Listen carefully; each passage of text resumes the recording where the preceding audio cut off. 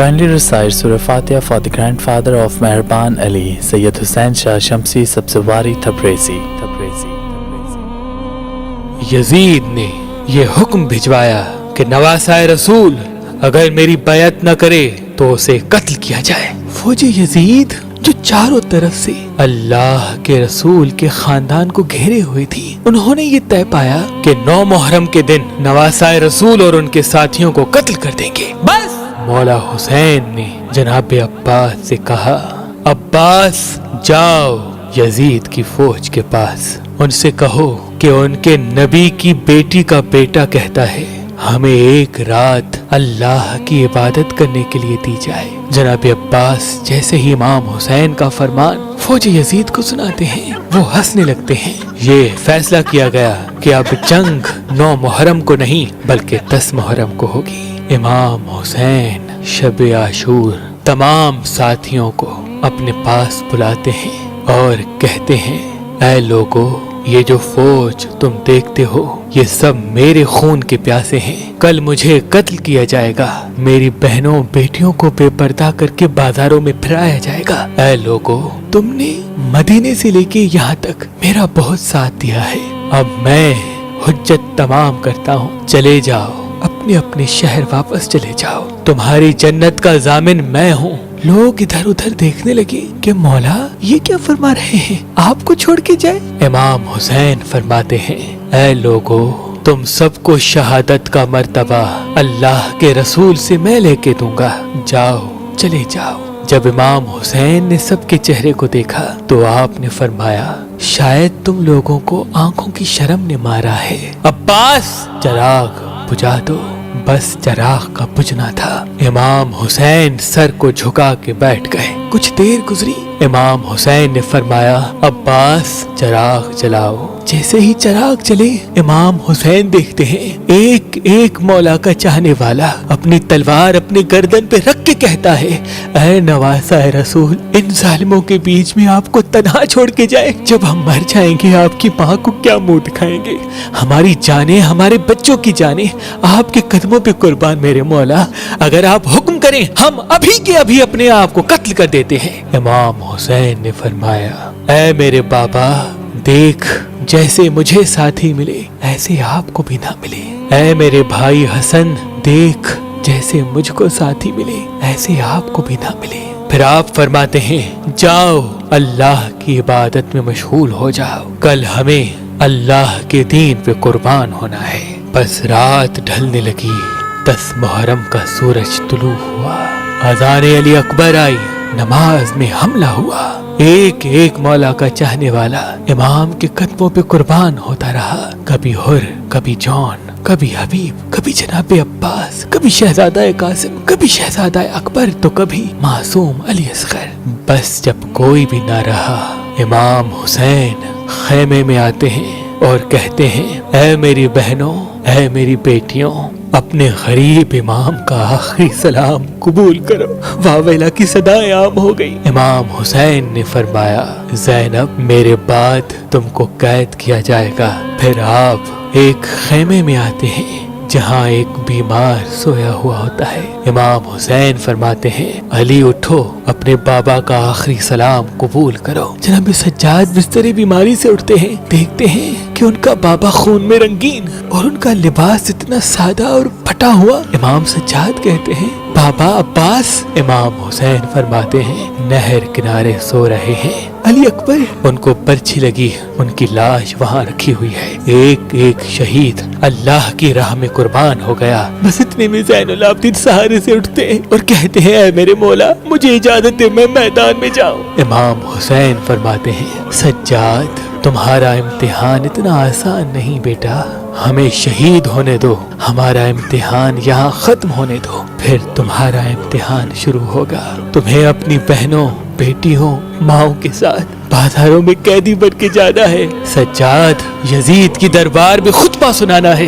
इमाम सज्जाद सारों कतार रोने लगे और नजरें उठा के पूछने लगे कि ऐ मेरे बाबा, आपने इतना पुराना लिबास वेतन किया है। इमाम हुसैन ने फरमाया, सज्जाद, مجھے پتا ہے کہ یہ لوگ اتنے کم ظرف ہیں کہ میری شہادت کے بعد میرے جسم سے لباس اتار دیں گے، میری لاش کو لوٹیں گے، خیام کو لوٹیں گے۔ شاید اس غریب کا یہ پرانا لباس دیکھ کے ان کی غیرت جاگ جائے، بس الوداع کہتے ہیں اور میدان میں جاتے ہیں۔ امام حسین جیسے ہی میدان آئے سب سے پہلے کہا، اے لوگو پہچانو، میں تمہارے رسول کا بیٹا ہوں، میں وہ ہوں جس کو تمہارا رسول اپنے کندھوں پہ سوار کرتا تھا، میں وہ ہوں جس کو تمہارا رسول سینے پہ سلاتا تھا، میں وہ ہوں جس کے لیے تمہارا رسول کہتا تھا، حسین منی وانا من الحسین، حسین مجھ سے ہے میں حسین سے ہوں، میں وہ ہوں جب نماز کے دوران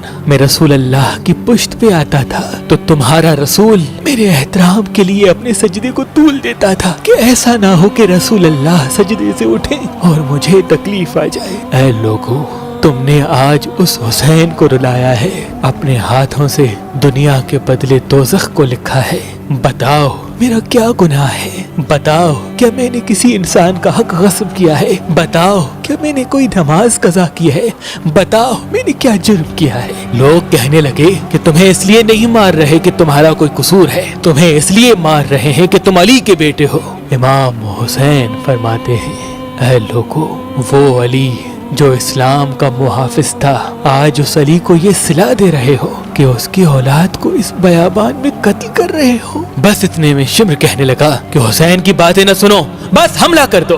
امام حسین پہ حملہ ہو گیا۔ تاریخ نے تحریر کر دیا کہ اس زمین پہ آج سے پہلے ایسی جنگ کبھی نہ دیکھی تھی۔ ایک طرف ہزاروں کی فوج تھی، ایک طرف 3 دن کا بھوکا پیاسا حسین ابن علی تھا۔ لاش فضا میں اڑتے رہے، ہزاروں لوگ فنار ہوتے رہے۔ علی کا شیر، علی کی ذوالفقار اور رسول اللہ کے گھوڑے پہ سوار ہے۔ بس تاریخ نے تحریر کر دیا کہ فوج یزید بھاگتے بھاگتے کوفے تک جا پہنچی۔ عمر بن سعد کہتا ہے کہ شمر ابھی تک خاموش کیوں ہو، حملہ کیوں نہیں کرتے؟ شمر کہتا ہے کہ میں جاؤں گا تو مر جاؤں گا۔ ارے حسین کے بچوں سے نہ لڑ سکے تو حسین سے کیا لڑیں گے؟ اس کی رگوں میں علی کا خون دوڑتا ہے، اس کی رگوں میں نبی کا خون دوڑتا ہے، جاؤ خیموں کو آگ لگا دو۔ بس شمر خیموں کو آگ لگاتا ہے اور عمر بن سعد کہتا ہے، اور ملا حسین پہ تیر چلاؤ۔